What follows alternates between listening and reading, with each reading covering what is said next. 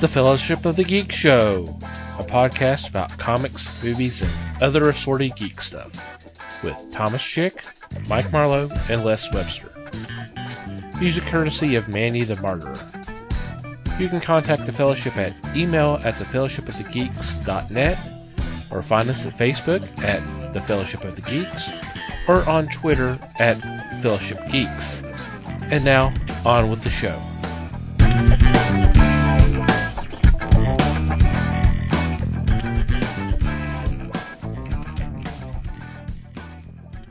Hey gang, welcome to the Fellowship of the Geeks podcast, where we're going to talk about some comics this evening.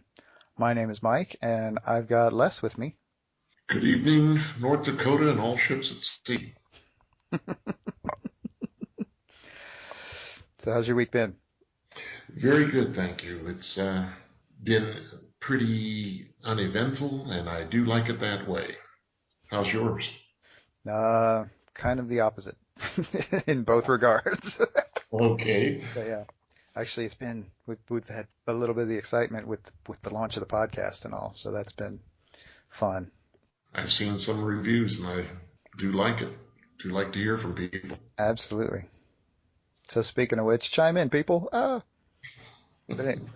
anyway, all right. So yeah, we're going to talk today about awards.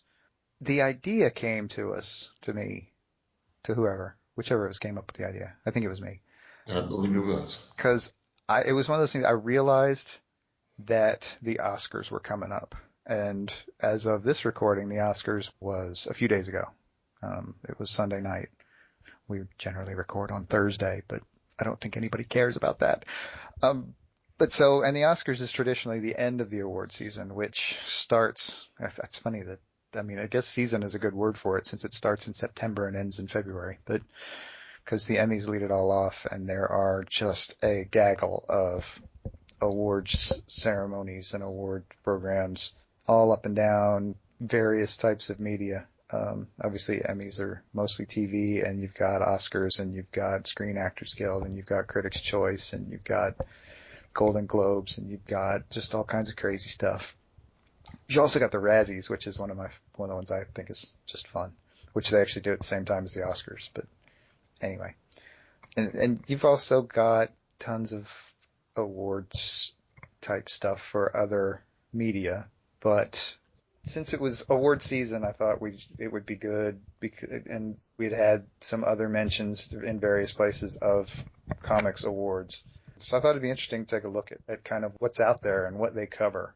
It looks like I was actually a little surprised at how many awards programs are going on for comics. We've got, the big ones, the big two, if there are two big ones, are the Eisners and the Harveys. And when did you say they were doing those, Les? They were the split from the Kirby Awards. The Kirby Awards went for a short while, then they split into the Eisner, which is kind of an overall award for comics and can include comics or games or creators, whatever they decide to include. And the Harvey Awards are for comic book pros. So you're looking at writers, artists, letterers, colorists, things like that. And these are both big awards at the San Diego Comic-Con every year. I've been to San Diego Comic-Con, but I have not been able to attend one of their sessions because I would just probably be floored by the celebrities and the item or the things that go on at the show. There are other awards, like you said, and if I may, I'll give a couple. One is the Ignatz Award for Small Press, and this has been going on for, I don't know. They had actually started doing it in the 70s and then stopped, and then picked it up again in 97. And I think that's a solid reason to have an award, because there is some beautiful small press out there. And of course, there is a small press expo too, which is held, I want to say, a month or two prior to the San Diego Con. And the small press, I believe, is in San Francisco, if I recall. So it's a big to-do for the small press, and which I applaud them. The page I have for Ignatz says it's in Maryland. Oh, the Ignatz is? The Ignatz, yeah.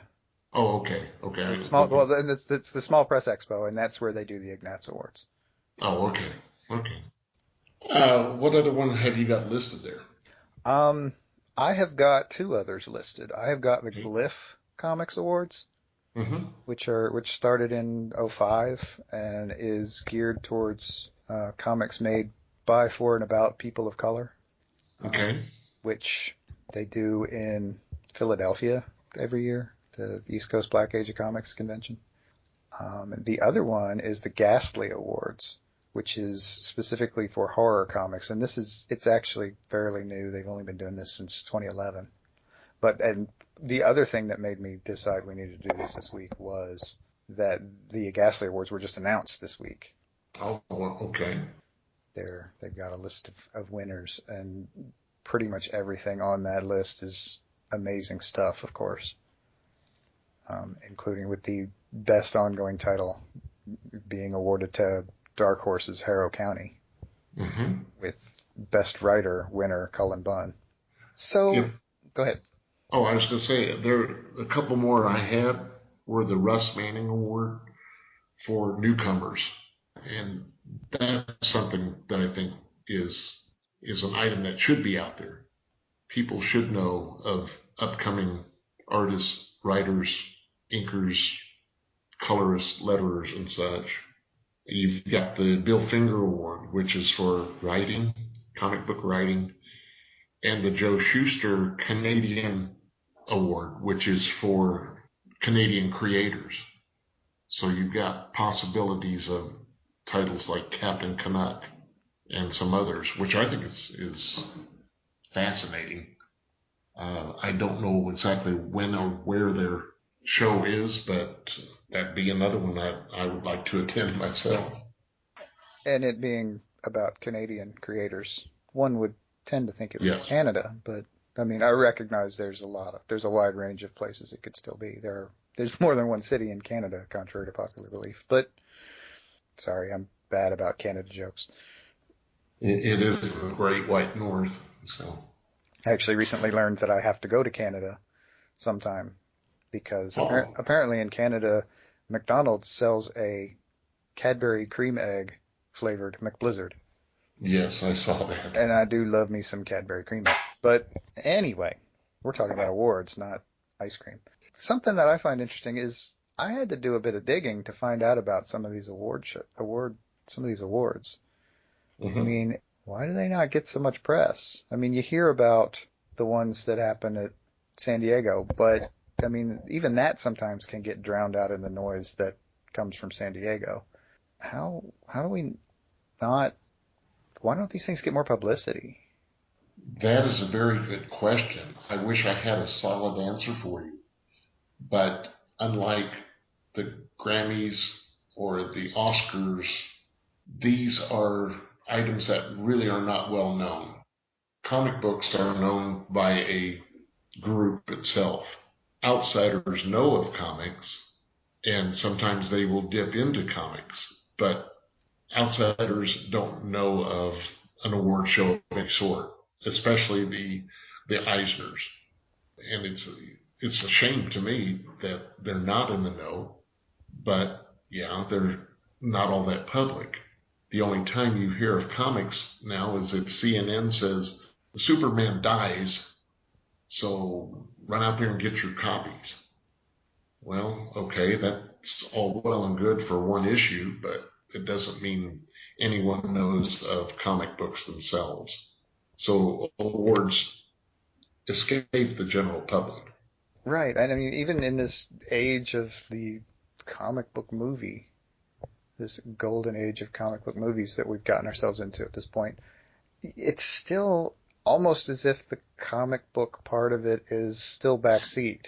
It's still more about the movie. And I don't know. I mean, we're obviously biased because we're comic book guys, but it it just seems like a lost opportunity to me because, I mean, the idea of these awards is to point out really good examples of the medium and the creative effort and all of that. And it just seems like that it would be nice if they could use them in a slightly more ambassadorial way.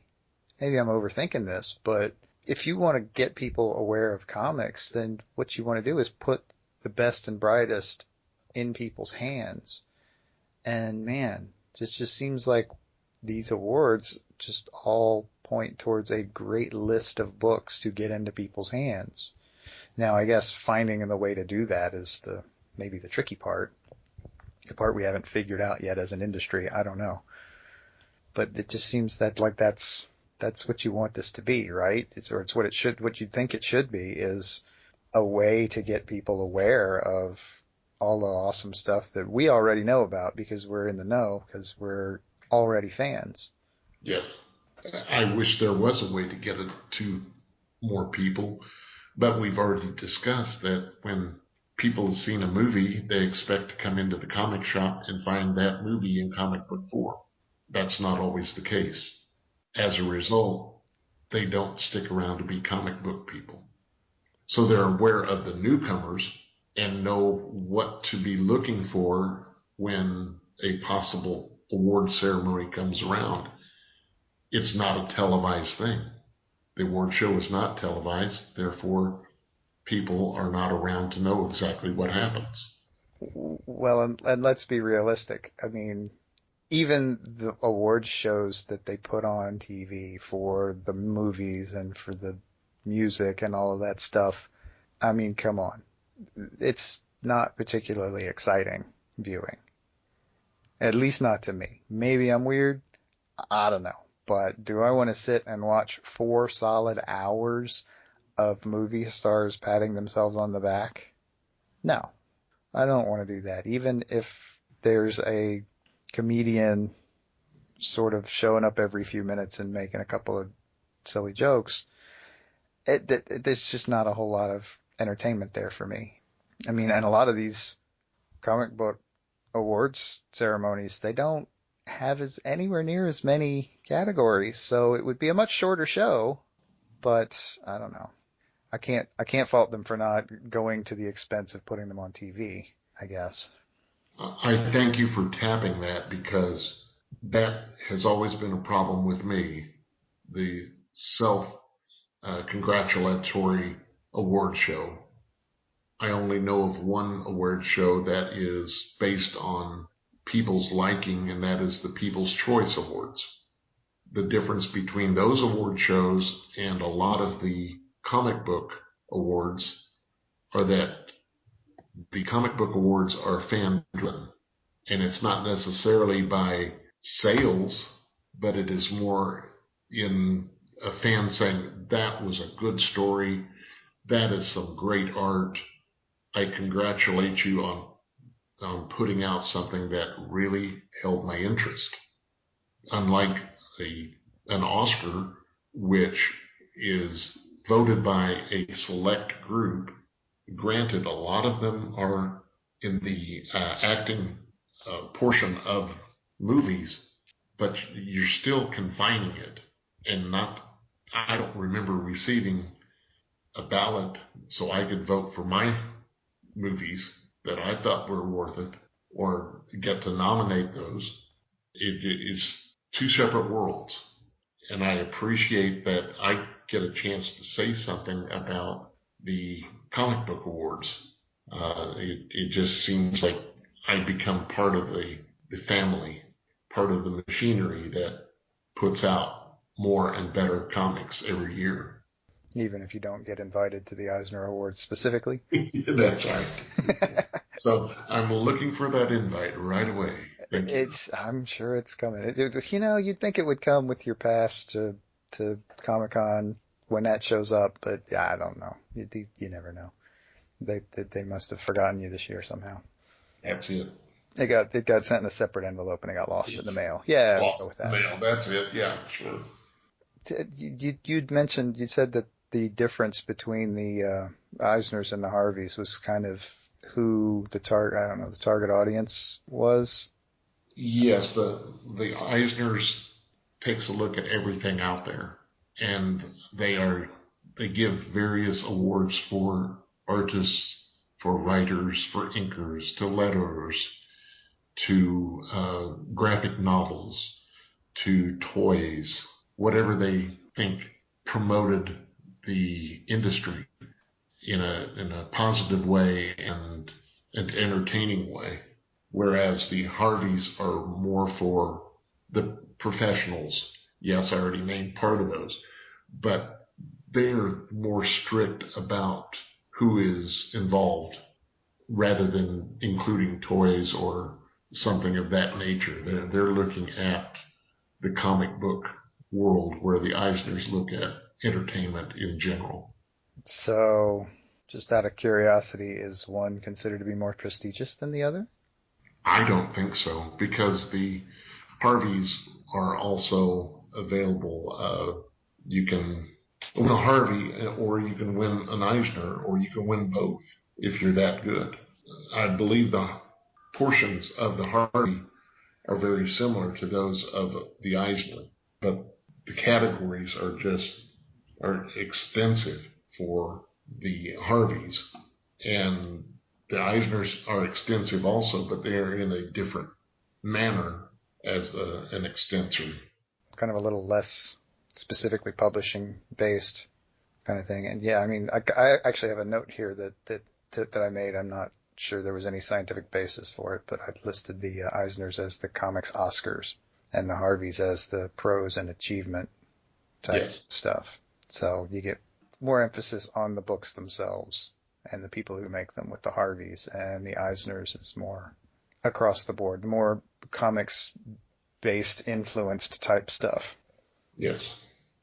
Have you paid that much attention to the Ignatz Awards in the past? Yeah, I have. I've taken a look to see who was involved with the Ignatz, and although their awards, the categories are very small, they have some great winners of some of these titles. So, if I may, I'm just going to take a quick glance. Mark Bell did a series. Jaime Hernandez, who did Love and Rockets. Eddie Campbell, who's done so many different titles now. It's just nice to see that people like this are getting the word out, because these are mainly big publications. They're not just a run on a comic book. They didn't do the Avengers for 15 issues and get an award. No, these were actual books that these folks put out there. The people that win, of course, are one of 5 that are nominated. So you've got some people here that I look at and I go, wow, I know what that guy did. I know what that book is. Why didn't that one win instead of what is handed the title?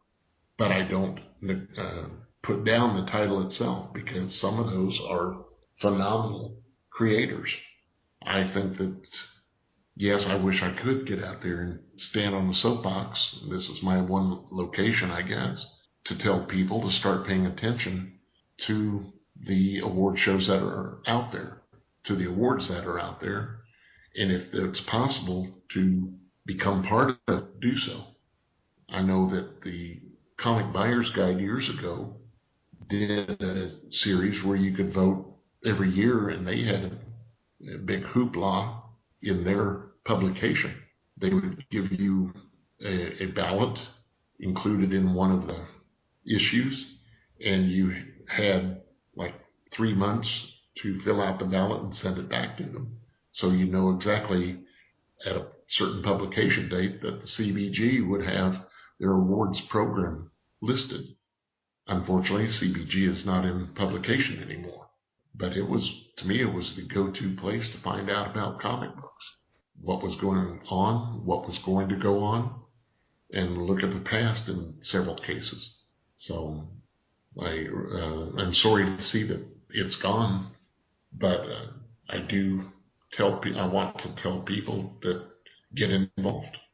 If you really like a story, if you really like an author or a writer, let the awards people know so they can say that, okay, this person did Avengers 219 to 235.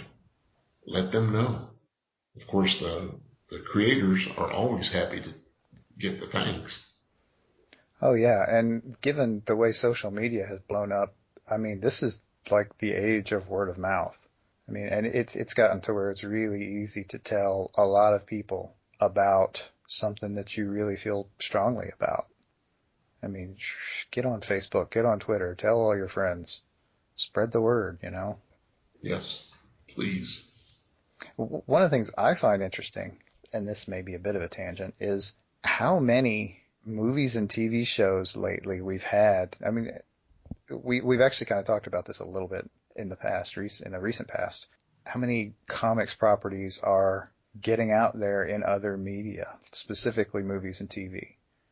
I mean, it's just ridiculous. And the ones I think are funny is when movies come out and they're based on comic books and people just don't know that. They don't know that Men in Black was a comic book. Yes. They don't know that Red, the Bruce Willis movie and its sequel, were based on comic books. I mean, it's probably not a big surprise when something like Kick-Ass comes up. I mean, it's almost obvious without even paying attention that that's a comic book. Mm-hmm. And I mean, a big deal was made out of Watchmen when it came out, but there's so many of them that come out that nobody realizes. Nobody knows that they were comic books, except for the people, the insiders, the people who have read them already.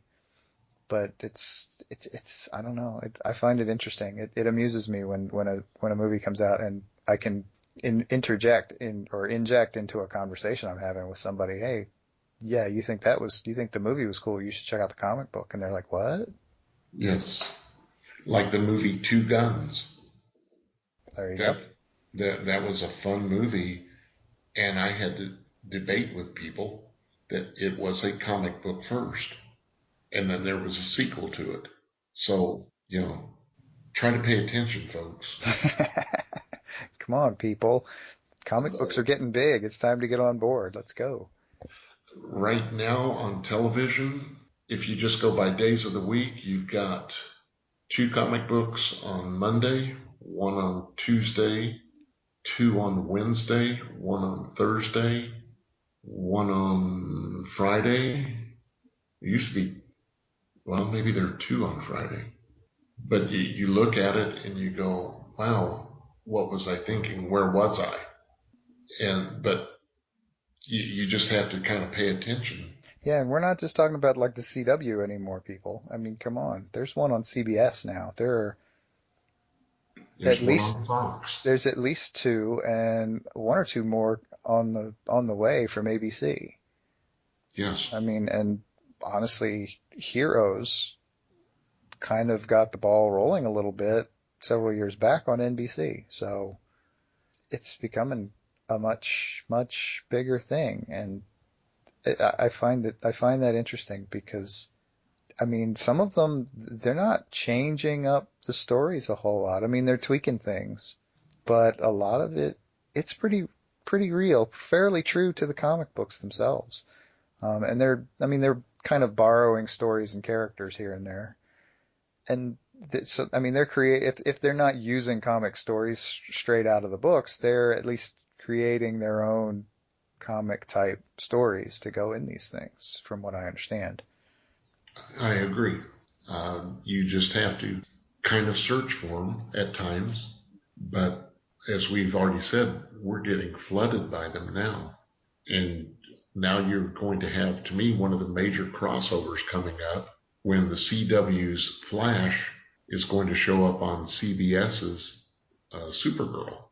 That's, to me, is a major coup, although they're produced by the same people, to have the go-ahead to allow crossovers between broadcast systems Yeah, is something different. yeah, getting networks to cross the streams is, I mean, that's almost unheard of. Yes. So yeah, big win. Big win for the comic books will turn out to have been the thing that brings the networks together. Oh, there's a story. But you're also looking at, because of the movies and the TV programs, that's going to affect the comic books and the awards there.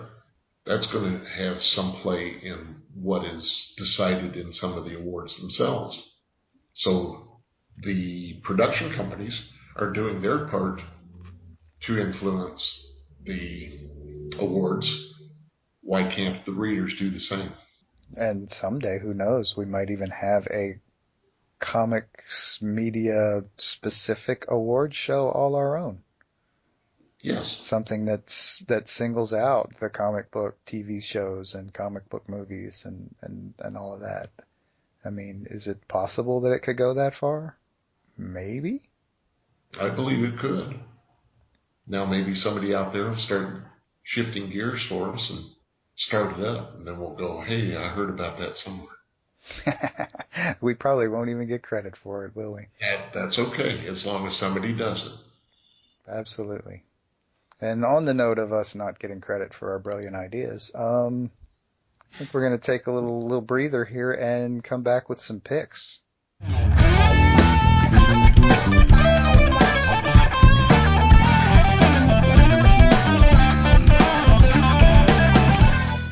Okay, everybody, let's talk about some picks. What you got, Les? I'm going to start off with an issue 2 of the series that I recommend. It's called Kennel Block Blues by Boom Studios. It's written by Ryan Ferrari and art by Daniel Bayless. This is a kind of an amusing story of a dog sent to a pound. It's got the look of a prison break story. And in fact, in issue 2, the dogs do stage or prepare to stage their prison break, which I find quite amusing.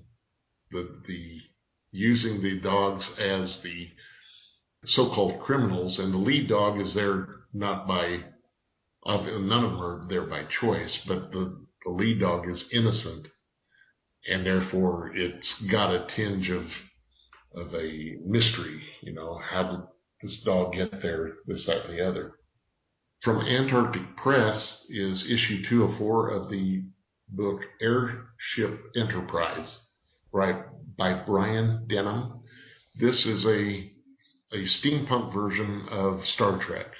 And one of the lines I saw coming up is one character's talking to another, and he says, "Slow it down, Sawyer. Let the red shirts clear us a path. They can secure the area and set off any traps before we move in." Nice. And just reading that, I read the first issue and I thought it was done very well. This one even gets me attached a little bit further.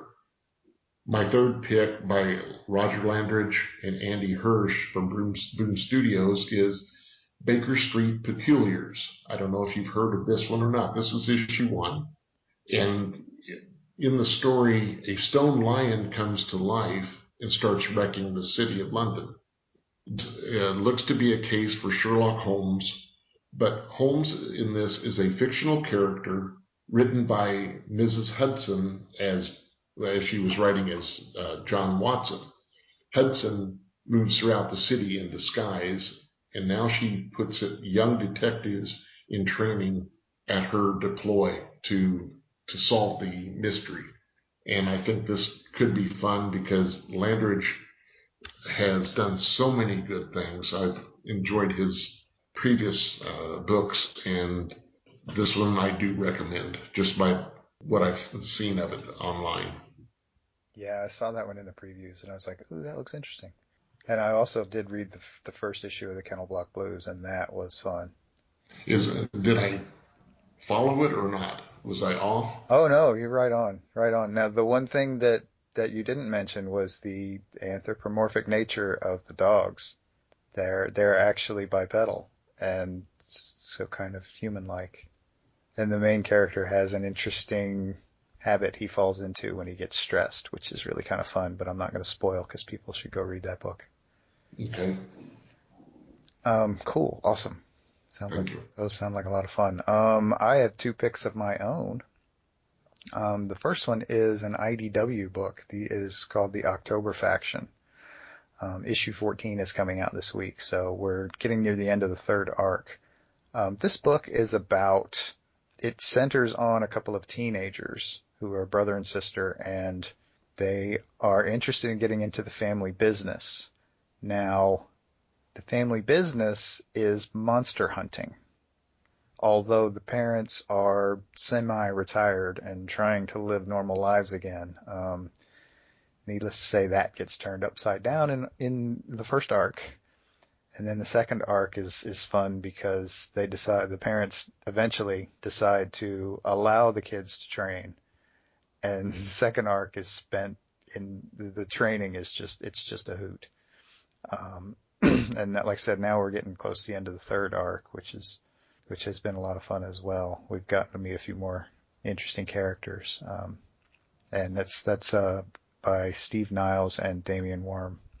And of course, Steve Niles being the pretty much legendary horror comics writer. So some fun stuff there. My 2nd book is an Image book. It is called Codename Babushka. It is by Anthony Johnston and Sherry Chankama. And the main character in that book is a former Russian crime boss, basically, who got into trouble and had to leave Russia. And so she showed up in the West, and she got sort of spotted by the American government and was recruited into doing some sort of spy work type stuff. And by recruited, I mean blackmailed. And so now issue 5 is coming out this week, and it is the end of the 1st arc.